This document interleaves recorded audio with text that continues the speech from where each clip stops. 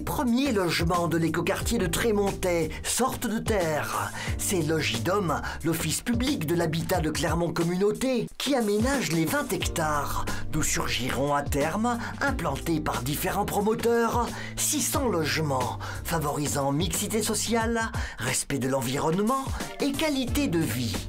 Dont un tiers soit dédié à l'accession sociale, un tiers à l'accession privée, un tiers à du locatif social.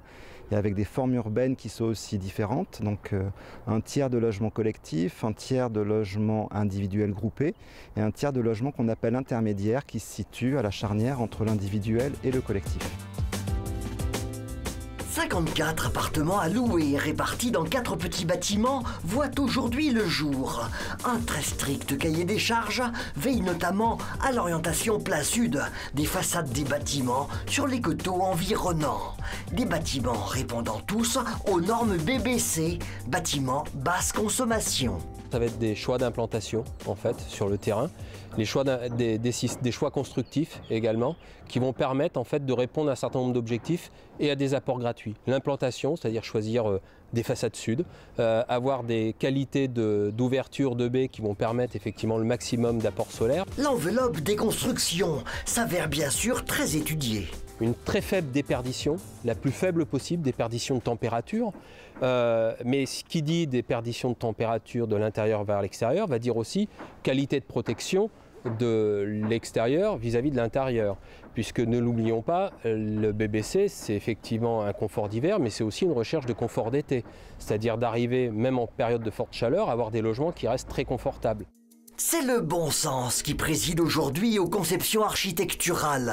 On trouve des baies vitrées munies seulement d'un double vitrage pour que les logements emmagasinent le jour la chaleur du soleil, tandis que les balcons placés en retrait de la façade sont surmontés d'une casquette très efficace contre les rayons trop chauds.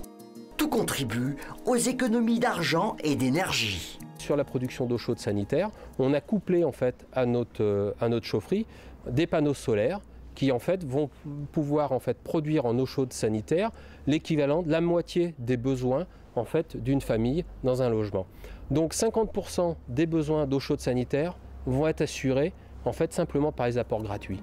Disons que par rapport à une réglementation qui était appliquée il y a encore 5-6 ans, pour un locataire, pour un usager, sa facture de chauffage va être plus que divisée par 2.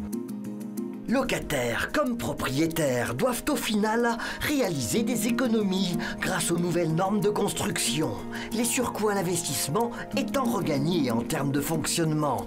C'est en juillet 2014 que les premiers habitants investiront leur nouveau quartier.